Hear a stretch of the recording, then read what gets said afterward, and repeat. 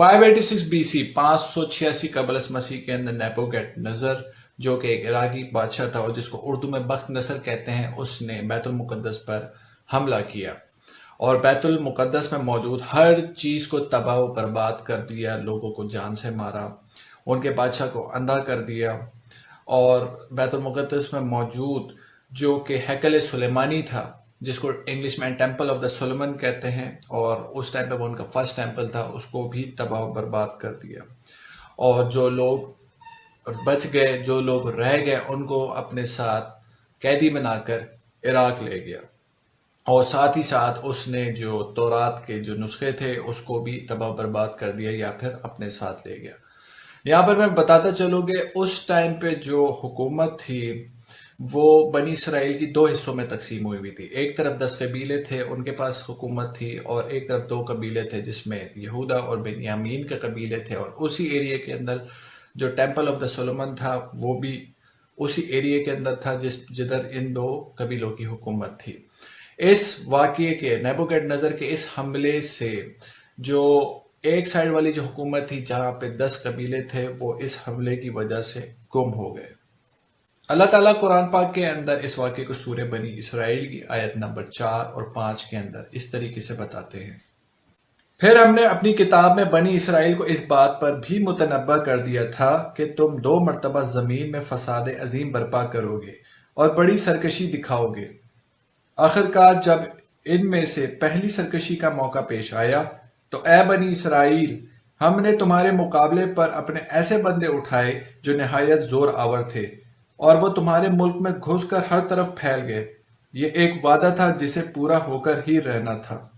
بنی اسرائیل تقریباً 150 سال تک بیبیلون کے اندر بخت نصر کے قیدی رہے،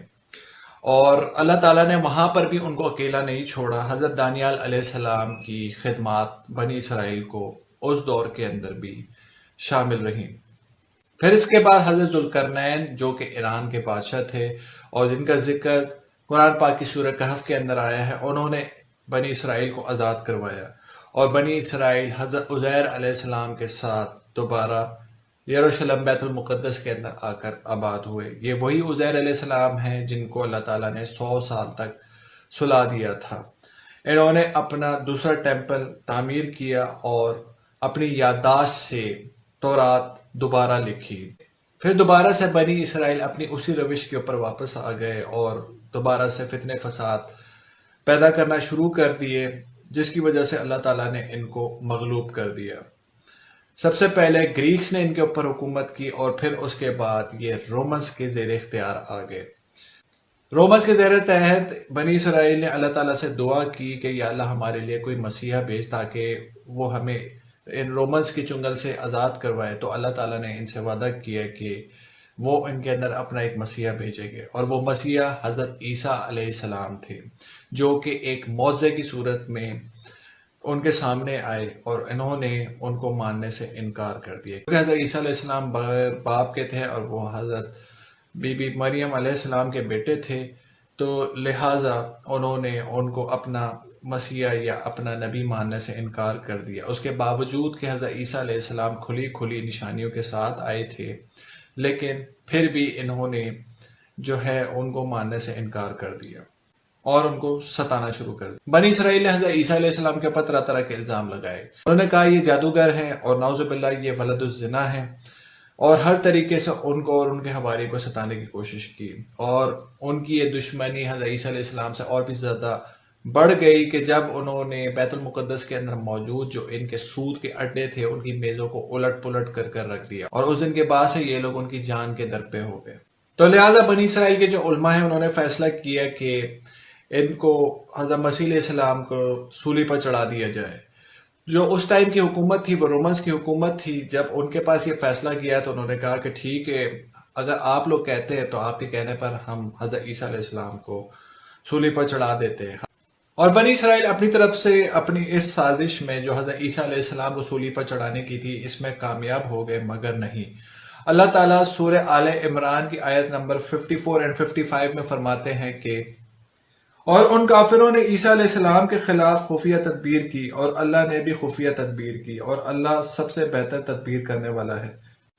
اس کی تدبیر اس وقت سامنے آئی کہ جب اللہ نے کہا تھا کہ اے عیسیٰ میں تمہیں صحیح سالم واپس لے لوں گا اور تمہیں اپنی طرف اٹھا لوں گا، اور جن لوگوں نے کفر اپنا لیا ہے ان کی ایذا سے تمہیں پاک کر دوں گا، اور جن لوگوں نے تمہاری اتباع کی ہے ان کو قیامت کے دن تک ان لوگوں پر غالب رکھوں گا جنہوں نے تمہارا انکار کیا ہے۔ پھر تم سب کو میرے پاس لوٹ کر آنا ہے، اس وقت میں تمہارے درمیان ان باتوں کا فیصلہ کر دوں گا جن میں تم اختلاف کرتے تھے۔ مگر یہاں پر سوال یہ پیدا ہوتا ہے کہ اگر حضرت عیسیٰ علیہ السلام کو اللہ تعالیٰ نے زندہ آسمان پر اٹھا لیا تھا تو ان کی جگہ سولی پر کون چڑھا؟ ان کی جگہ جو سولی چڑھنے والا جو ان کا حواری تھا جس نے مخبری کی تھی حضرت عیسیٰ علیہ السلام کے خلاف، اللہ تعالیٰ نے اس کا چہرہ جو ہے حضرت عیسیٰ علیہ السلام جیسا بنا دیا تھا، اور حضرت عیسیٰ علیہ السلام کی جگہ اس بندے کو سولی ہوئی تھی۔ اور اس کی ساری ڈیٹیل انجیل برناباس کے اندر موجود ہے کہ یہ سارا قصہ کس طریقے سے پیش آیا۔ سن 70 کے اندر بنی اسرائیل نے رومن حکومت کے خلاف بغاوت کی اور ایک مرتبہ پھر ان کو تباہی کا سامنا کرنا پڑا۔ ٹائٹس رومی جو کہ رومن ایمپرر تھا، اس نے بیت المقدس کے اوپر چڑھائی کی اور وہاں پر موجود ہر چیز کو تباہ و برباد کر رکھ دیا۔ ان کا سیکنڈ ٹیمپل گرا دیا گیا اور بنی اسرائیل کو اپنے ملک سے نکال باہر کیا۔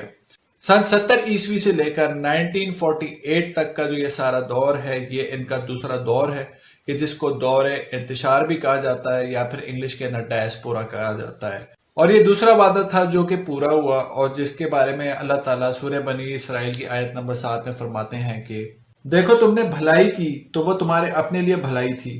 اور برائی کی تو وہ تمہاری اپنی ذات کے لیے برائی ثابت ہوئی۔ پھر جب دوسرے وعدے کا وقت آیا تو ہم نے دوسرے دشمنوں کو تم پر مسلط کیا تاکہ وہ تمہارے چہرے بگاڑ دیں اور مسجد بیت المقدس میں اسی طرح گھس جائیں جس طرح پہلے دشمن گھسے تھے، اور جس چیز پر ان کا ہاتھ پڑے اسے تباہ کر رکھ دیں۔ سن 300 کے اندر رومن ایمپرر کانسٹنٹائن عیسائی ہو گیا، اور پھر اس کے بعد عیسائی پاور کے اندر آ گئے اور انہوں نے یہودیوں کو چن چن کر مارنا شروع کر دیا، اور یہاں سے جو عیسائیوں اور یہودیوں کی جو اصل میں دشمنی شروع ہو گئی، کیونکہ عیسائی یہودیوں کو حضرت عیسیٰ علیہ السلام کا قاتل سمجھتے تھے، تو لہٰذا یہودی عیسائیوں کے لیے دشمن تھے۔ حضرت عیسیٰ علیہ السلام اپنے بعد آخری نبی حضرت محمد صلی اللہ علیہ وآلہ وسلم کی بشارت دے کر گئے تھے،